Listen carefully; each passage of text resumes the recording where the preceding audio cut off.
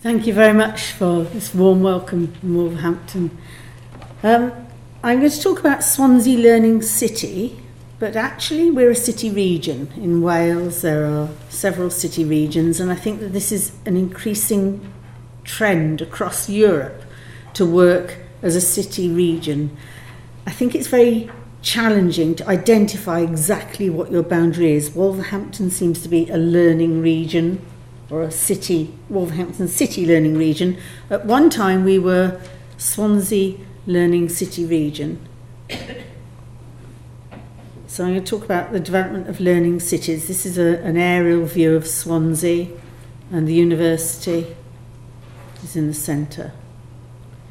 So our motives to develop a learning city. Well, first of all, in 2009 the Welsh Government identified two key themes as essential for development: developing a buoyant economy and supporting social justice. When you think about the implementation of those themes, they're at the opposite ends of a scale. In simple terms of learning, I would say that supporting social justice is the work that we do in communities, in widening access, in inclusion. And then developing a buoyant economy is at the other end of the scale, working on skills, business development, making sure that your companies are growing. And so for us that was a challenge as a learning city, to try and appeal to the people who are concerned at different ends of the same scale. We decided that the learning city needs to be innovative because we need to grow our economy. We need to be entrepreneurial and inclusive. And we won the Unesco Learning City Award in 2015. The City and County of Swansea is the lead for the Swansea Learning City, and in their strategic plan they're very supportive of the Learning City, mainly along the inclusion and developing routes out of poverty. Swansea's economy is not like Bristol's. We have quite a difficult economy. Post-industrial, we've lost, first of all, coal mining, we've lost a large part of the steel industry, areas where traditionally people used perhaps their strength for employment, and now we need to develop a knowledge economy. It's a complete change for the way the city has to work. So we focused our Learning City effort on entrepreneurial learning. The reason for it came from the primary schools in very poor areas in Swansea, who said that when they did entrepreneurial learning with young people, they came to school. That was the start, because we had the problem, as identified in Bristol, of poor attendance. Not only did they come to school, but they became enthusiastic about what they were doing. They started to involve their parents, the community became involved, and we found that we could use it as a way to make sure that they were learning the numeracy, literacy, Welsh, English, their social skills. They also developed commercial awareness and an ability to talk to people and make presentations and to work together in a group and to plan and to cooperate. And these were all skills that we could see that employers had identified they needed. So we began to think about how we could develop this through all the education system. So in the secondary schools we have the Young Business Dragons, where they work sponsored by a lot of employers towards entrepreneurial development in teams. We also have it in further education. This is probably the strongest sector for entrepreneurial learning. We actually have programs where young people come for a year to set up a business. Each young person is sponsored by a different company, which pays for the whole program, and they get a lot of support and mentoring. And in higher education, the emphasis is slightly different. It's about the young people using the research skills and the knowledge that they're developing at a high level to actually create an enterprise using that knowledge, using that IP. So it's quite interesting the way they change as they come through the system. So the young people coming into higher education now, who have come from the region, have already got quite a lot of experience in entrepreneurial learning. It's important that we also remember lifelong learning in the community, and it was surprising when we started to survey it how many community groups were actually using entrepreneurial learning in the way they developed voluntary support. So they were working with charities, they were doing things like setting up websites, marketing the produce that they were making, and working together in the same way. The most difficult area to tackle was learning at work, the apprenticeship system, the skills training and CPD, and that is still a challenge for us, partly because there's a slight resistance with we've got mostly small SMEs, mostly small medium enterprises, and there's a fear among people that if their people become entrepreneurial, they might go and set up on their own, and actually the skills that they're looking for of somebody who uses their initiative and develops a new product are the skills that they want in their company. So it's quite a difficult area to win that. And then, having been involved with Unesco since the outset of the development of the global network of learning cities, they invited the people from the learning cities to go to the UNESCO Global Action Programme about education for sustainable development.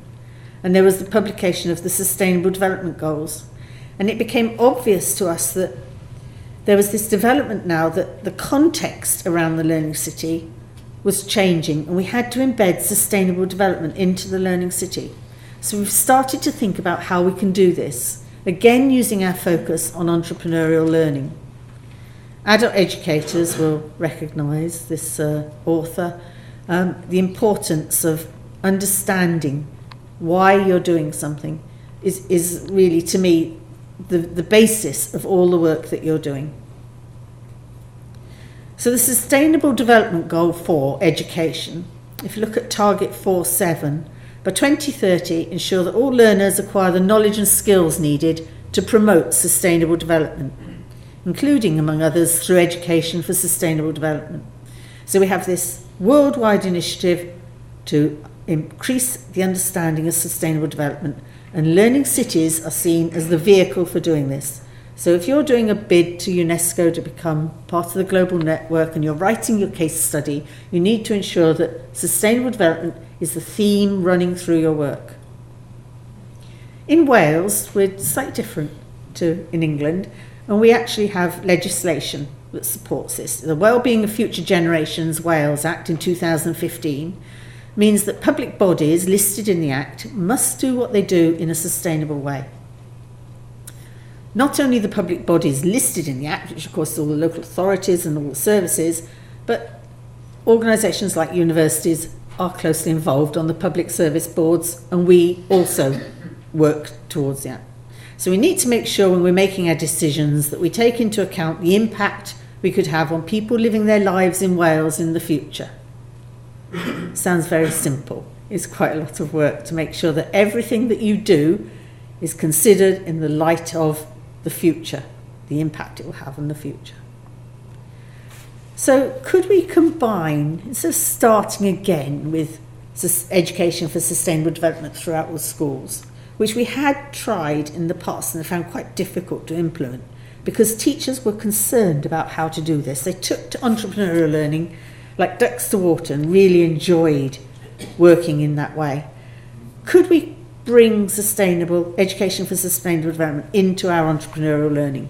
Why combine or integrate them? Well, we have to think about what we mean by prosperity.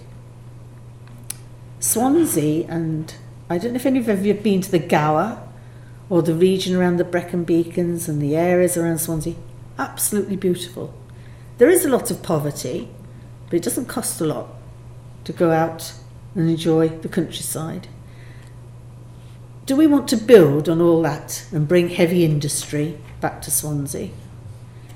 Or do we want to think about a different way of working? There's an assumption about continued economic expansion and whether that's actually possible. And actually an important component is the ability to participate meaningfully in the life of society. So we look for the similarities between entrepreneurial learning and learning for sustainability. And I'm going off on a bit of a theme about thinking about what you're doing before you act. But I think that that's been very important for us in Swansea. Both are cross-curricular, and they can be embedded across all education sectors. So it's not specifically for schools, it's not specifically for adult learners, it's not specifically in the community. Both are future-facing and they're both action-orientated. That's really important for us because it engages people in learning. And both seek to understand and address challenges. The challenges of developing an enterprise are different to the challenges of being sustainable. Is there a comparison, something we can bring together? Can the sum be greater than the parts? So if we look at learning for sustainability, it develops critical thinking skills, whereas entrepreneurial learning will develop creative thinking. Learning for sustainability develops an understanding of complexity and interdependence, whereas entrepreneurial learning particularly develops the ability to think outside the box. In learning for sustainability, it's important about collaboration and participation, really important in community development. Entrepreneurial learning develops the agency and efficacy of the learner so that they can actually do something with the things that they know. Learning for sustainability is problem solving. Entrepreneurial learning, venture creation. So we see that there's a great benefit from bringing the two together, and that the engagement of adults in this form of learning is very important because adults can understand the urgency of the situation facing the world in terms of sustainability. Probably more than children at this stage because they're seeing signs of it in many different ways. They're seeing signs in the economy, they're seeing signs in the things that they use, they're thinking more about what purchases they make. They can use their current power, finance and influence to do something. And they can do something now. It's very good. There's a lot of focus on education for sustainable development for 5-year-olds and 6-year-olds, but they don't have the power to make the choices that will make the difference now for the future. It's the adults that have that chance. And they can also influence the next generation. If you bring your family up in a way that's thinking about sustainability, that will be natural to them. So our potential gains is the most important for us when we have very disadvantaged communities in Swansea. And I'm talking about perhaps families where there's a history of substance misuse. The parents don't actually get up, so it's difficult for the child to even get to go to school. How do you make it so that the child is demanding to come to school? You've got to get them motivated and engaged with learning, and that's where our entrepreneurial learning has really shown a great success. We want an increased understanding of sustainability and global citizenship. What we do in the sea in Swansea affects people right along the Atlantic coast. So if we do something in our part of Swansea, Port Talbot is meant to be the most polluted part of the UK. If we don't try to address that, then we're affecting a lot of people. People in Somerset say they're getting the pollution blown over and things like this. So understanding that what you do locally affects global things. If we don't purchase thinking about where things come from and the way people are working when they're making them, then that's not working. Increased agency about issues. People thinking that they can actually do something about it. Sometimes people feel very powerless. And then when people are designing a new venture, which is what our older entrepreneurial learners do, they're creating new businesses. We've got a very high number of graduates who are starting up new ventures. When they're thinking about them, they're making them sustainable in their design. And that's really exciting to me. When I listen to young people, and one young man he created a little device that floated on the pond of a fish farm, and he used his research knowledge about the different pheromones that attracted insects to attract them into this trap, and they fell through and provided protein food for the fish. Cutting the costs for the farmer, it appealed to the farmers. But for every one that he sold to a fish farm, he provided one to a developing country because he said it was attracting the mosquitoes into the trap and it was providing food. So his business plan from the outset was how he could use his developing company to create advantage for people in need. So the combination of education for sustainable development and entrepreneurial learning goes further than engagement with issues. It increases the agency and efficacy of learners to understand and address real life and relevant problems of sustainability in the world around them. And if you think about adult education and in communities, that can be a real motivator for a community to think about their local area and how they can improve it. And quite often, the skills they do in entrepreneurial learning are built into that.